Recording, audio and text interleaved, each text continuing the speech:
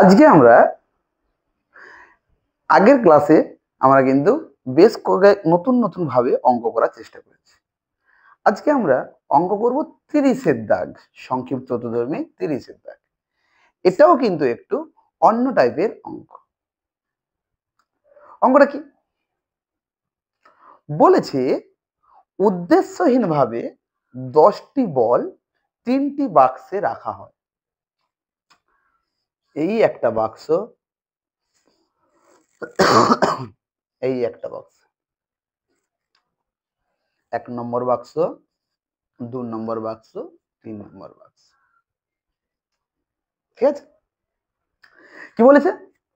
উদ্দেশ্যহীনভাবে 10টি বল 3টি বাক্সে রাখা হবে।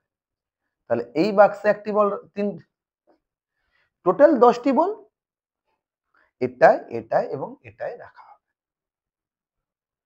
ক্লিয়ার? এবার প্রথম বাক্সে 3টি বল থাকার সম্ভাবনা। খুবই সুন্দর অঙ্ক এবং ইম্পর্টেন্ট অঙ্ক।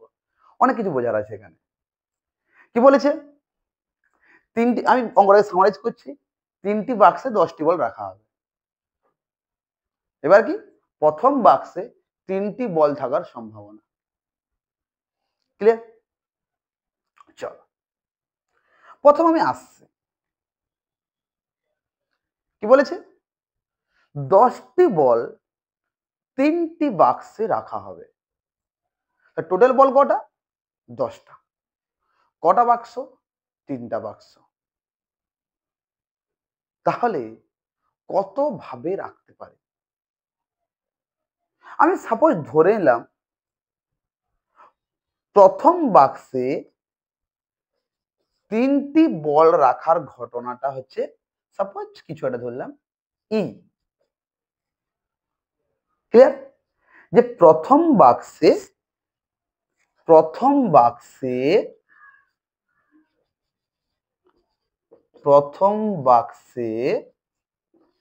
3টি বল, এই ঘটনাটাকে আমি ই দিলাম, সরি ই। ব্যাস, আমায় কি করতে হবে? যে এই প্রবাবিলিটি অফ ই বের করতে হবে। প্রবাবিলিটি মানে কি? From the classical definition of probability. কি বলছে? From the classical definition of probability, probability of E equals to n of e by n of s। হয়েছে? n of s এ কে আসবে? s মানে কি? স্যাম্পল স্পেস বা নমুনা দেশ। নমুনা দেশটা কি? 10টা বলকে 3টি বাক্সে রাখবো। কত ভাবে রাখতে পারি? 10টা বলকে 3টি বাক্সে রাখবো। তাহলে আমি অঙ্কটাকে একটু ভাঙার চেষ্টা করছি। টোটাল কটা বল? সাপোজ এই একটা বল, এই একটা বল, এই একটা বল, 5, 6, 7, 8, 9, 10, 10টা বল।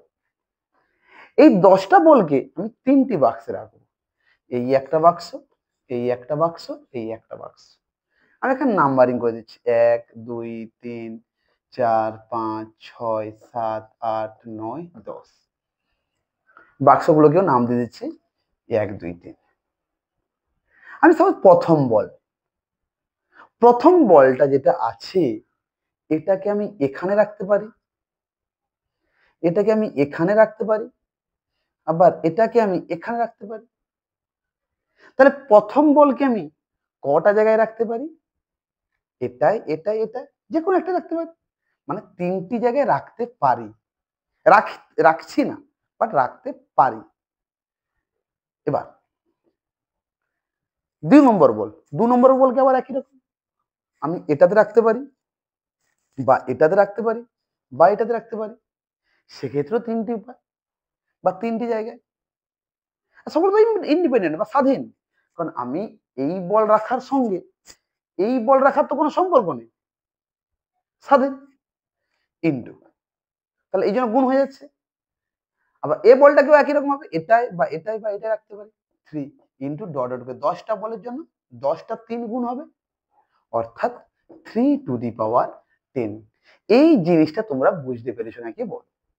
কি যে 10টা বলকে আমি 3টি বাক্সে 3 টু দি পাওয়ার 10 উপায়ে রাখতে পারি। মানে কি, প্রথম বলকে আমি যে কোনো একটা বাক্সে, অর্থাৎ 3টি বাক্সের মধ্যে যে কোনো একটা 3টি উপায়ে রাখতে পারি। 2 নম্বর বল একই রকম হবে, এটাই বা এটাই বা এটা ইন্টু 3। 3 নম্বর বল এটা এটা এটা। 10 নম্বর বল বলতো হয় এটা, না হয় এটা, না হয়।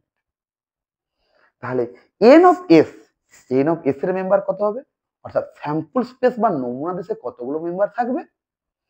10টি বলকে 3টি বাক্সে রাখা যাবে 3 টু দি পাওয়ার 10 উপায়ে। ক্লিয়ার? নেক্সট, এবার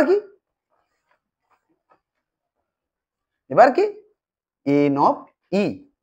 এন অফ ই মানে কি? এটাকে আমি কি ধরেছিলাম? প্রথম বাক্সে 3টি বল। তাহলে প্রথম বাক্সে 3টি বল, এই একটা বাক্স, এই একটা বাক্স, এই একটা বাক্স।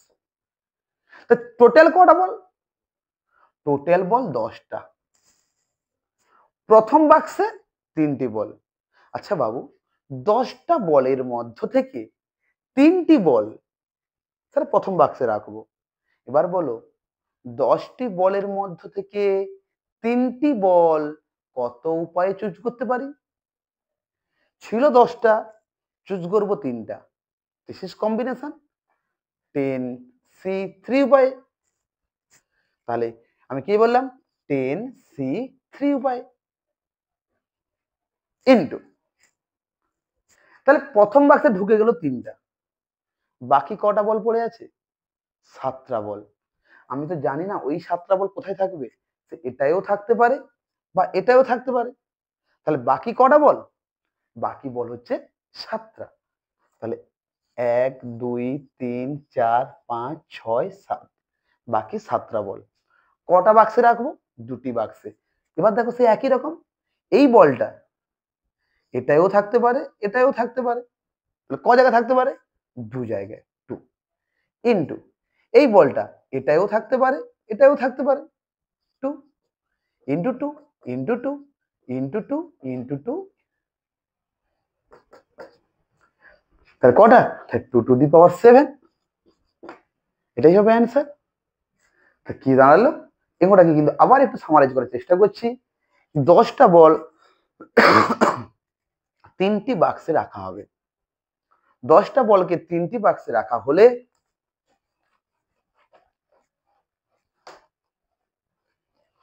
তাহলে 10টি বল 3টি বাক্সে রাখা হলে আমায় কি বলেছে? প্রথম বাক্সে 3টি বল থাকার সম্ভাবনা। তাহলে এখানে 3টা থাকবে। তাহলে আমি প্রথম কি বের করব? আমি ঘটনাটাকে ই ধরে নিলাম, পজিটিভ ই সমান। তাহলে প্রথম কি ধরবো? 10টা বলকে আমি 3টি বাক্সে কত উপায়ে রাখতে পারি? তাহলে এটা হবে কি? N of e by n of s from the classical definition of probability। N of e সমান কত হবে? এন অফ ই মানে কি? প্রথম বাক্সে 3টা বল। প্রথম বাক্সে 3টা বল মানে 10টার মধ্যে 3টা, 10C3। এখানেই কিন্তু তোমরা থেমে যাবে না, পরীক্ষায় কিন্তু সেটা এখানেই ভুল করে। কারণ কি? এই যে এটার মধ্যে ঢুকে গেল, বাকি যে 7টা বল, ওই 7টা বলকে আমার কি হবে? ওই 7টা বল এখানেও থাকতে পারে বা এখানেও থাকতে পারে। কত উপায়ে? 7টা বল, 2টো বাক্স, 7 জন মানুষ, 2টো চেয়ার। আমি তাহলে সে একই রকম ভাবে কত উপায় হতে পারে? 2 টু দি পাওয়ার 7 বাই একই রকম ভাবে এন অফ এস মানে কি? 10টা বল ছিল, 3টা জায়গায় রাখতে হবে। কত উপায় রাখতে পারি? 3 টু দি পাওয়ার 10 সমান এটা কত হবে? 10C3। 10C3 মানে কত? 10 ফ্যাক্টরিয়াল 10 9 8 3 6 মানে 120, maybe 2 to the power 7 by 3 to the power 10 হয়েছে। এটাই হবে অ্যান্সার। খুবই ইম্পর্টেন্ট অঙ্ক কিন্তু এটা ক্লাস 11-12 এর জন্য। আশা করি বোঝাতে পারলাম। যদি কারোর কোথাও কোনো বুঝতে সমস্যা হয়ে থাকে তোমরা অবশ্যই কমেন্ট বক্সে জানাবে। ধন্যবাদ।